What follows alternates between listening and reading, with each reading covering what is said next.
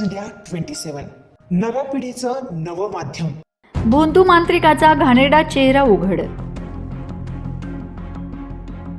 नाशिकमध्ये कॅप्टन अशोक खरात अटकेत। गुंगीचे औषध देऊन अत्याचार। नाशिकमध्ये मांत्रिकाच्या नावाखाली धक्कादायक कृत्य। 58 अश्लील व्हिडिओंचा स्फोट। नाशिकमध्ये भोंदू कॅप्टन पोलिसांच्या जाळ्यात। सेलिब्रिटींची नावेही समोर। नाशिक बलात्कार प्रकरणाने उडवली खळबळ। नाशिकमध्ये भोंदूगिरीच्या आड लपलेल्या एका मांत्रिकाचा घाणेरडा चेहरा अखेर उघड झालाय। स्वतःला कॅप्टन म्हणवणाऱ्या अशोक खरात याला नाशिक क्राईम ब्रांच युनिट 1 ने अटक केली आहे। एका 35 वर्षीय महिलेवर गुंगीचे औषध देऊन अत्याचार केल्याचा गंभीर आरोप त्याच्यावर ठेवण्यात आलाय। सरकारवाडा पोलीस ठाण्यात या प्रकरणी गुन्हा दाखल करण्यात आला असून पोलिसांनी आरोपीकडून तब्बल 58 अश्लील व्हिडिओ जप्त केले आहेत। या व्हिडिओंमध्ये काही नामांकित महिला, सेलिब्रिटी तसेच वरिष्ठ अधिकारी आणि राजकीय नेत्यांचा समावेश असल्याची धक्कादायक माहिती समोर येत आहे। सध्या पोलिसांकडून या सर्व व्हिडिओंची सखोल तपासणी सुरू असून या प्रकरणात आणखी मोठे खुलासे होण्याची शक्यता व्यक्त केली जात आहे। सिन्नर तालुक्यातील मिरगाव येथील मंदिर ट्रस्टचा अध्यक्ष असलेला अशोक खरात अंकशास्त्रज्ञ म्हणून ओळखला जात होता आणि अनेक मोठ्या व्यक्ती त्याच्याकडे मार्गदर्शनासाठी जात असत। मात्र आता त्याचं खरं रूप समोर आल्यानंतर नाशिकमध्ये मोठी खळबळ उडाली आहे। दरम्यान या प्रकरणाची सखोल चौकशी व्हावी अशी मागणी अंधश्रद्धा निर्मूलन समितीकडून करण्यात आली आहे आणि या संपूर्ण प्रकरणाचा तपास सध्या नाशिक गुन्हे शाखेकडून सुरू आहे। पोलीस स्टेशन सरकारवाडा येथे CR नंबर 74/2026 असा गुन्हा दाखल झालेला आहे। फिर्यादीच्या तक्रारीवरून भारतीय न्यायसंहिता कलम 64, 74, 351 आणि जादूटोणा प्रतिबंध कायदा कलम 3, कलम 1, 2 प्रमाणे हा गुन्हा दाखल करण्यात आलेला आहे। तपास चालू आहे। क्राईम ब्रांच युनिट 1 आणि गुंडा पथक तपास करीत आहेत। काय तक्रार होती सर?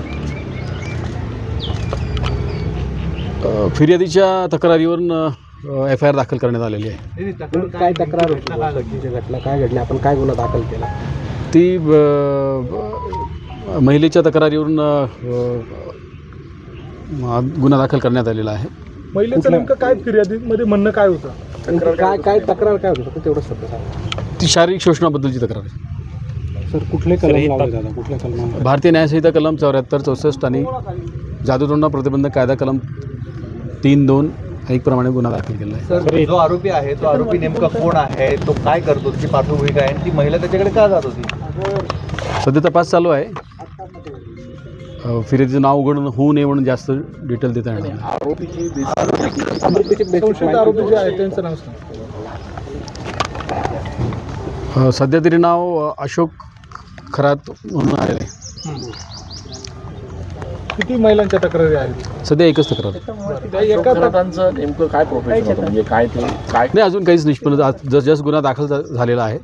अजून तपास चालू केलेला तर ते ज्योतिषी होते, भविष्य सांगतात, अंकशास्त्राचा अभ्यास आहे अशी माहिती मिळते आहे। महिलांचं शोषण करत होते अशी चर्चा आहे। नेमकं आपल्याकडे काय तक्रार आलेली होती आणि आपण काय पुढे तपास करतो? महिलेने जी तक्रार दिली त्याच्याप्रमाणे गुन्हा दाखल करण्यात आलेला आहे आणि अजून त्याच्या प्रोफेशनबद्दल अजून तपासात काही निष्पन्न झालेलं नाही। आज नेमका पहिलाच दिवस आहे, तपास सुरू आहे। तर काही व्हिडिओ देखील आहेत, मोठ्या प्रमाणावर व्हिडिओ आपण जप्त केलेले आहेत, CCTV म्हणा किंवा इतर, त्याबद्दल काय माहिती आहे? नाही, सध्या तपास सुरू आहे। अजून भौतिक कोणताही पुरावा आपण जप्त केलेला नाही। आरोपी एकच आहे की आणखी आरोपी आहे? सध्या तरी आरोपी एकच आहे। महिलेने तुमच्याकडे जी फिर्याद सांगितली त्या फिर्याद सांगत असताना तिने काय ॲलिगेशन केलेले आहे? महिलेने जी फिर्याद दिलेली आहे ती मी आपल्याला आत्ताच सांगितलं की तिने शारीरिक शोषणाबद्दल तक्रार दिलेली आहे आणि तिच्या प्रायव्हसीच्या कायद्याप्रमाणे जास्त ओपनली बोलता येणार नाही। कलम आपण लावलाय त्याच्यामध्ये? हो, ते का म्हणजे ते तिथे अट्रॅक्ट होतं ना म्हणून लावलेलं आहे। सर फिर्याद ही कधी दाखल झालेली? कारण 2022 सगळं हां, काल दाखल झाली ना रात्री। नाही, हे प्रकरण कधी होतं? 2022 होतं? कधीपर्यंत? 24 पर्यंत आहे असं फिर्यादीत सध्या तरी दिलेलं आहे। आणि जे अत्याचार झाले असं फिर्यादीचं म्हणणं आहे ते नेमकं कुठे, म्हणजे एकाच ठिकाणी झाले, एका वेगवेगळ्या ठिकाणी तो घेऊन जायचं, नेमकं काय घडलं?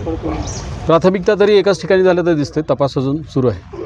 सर, आरोपीला अटक करताना जेव्हा पोलीस गेले तेव्हा त्यांनी काही गोंधळ वगैरे घातला आहे? नाही, काहीच काही राजकीय लोकांचे नावं घेतले होते. अजून काही निष्पन्न झालेलं नाही. तर झाले का?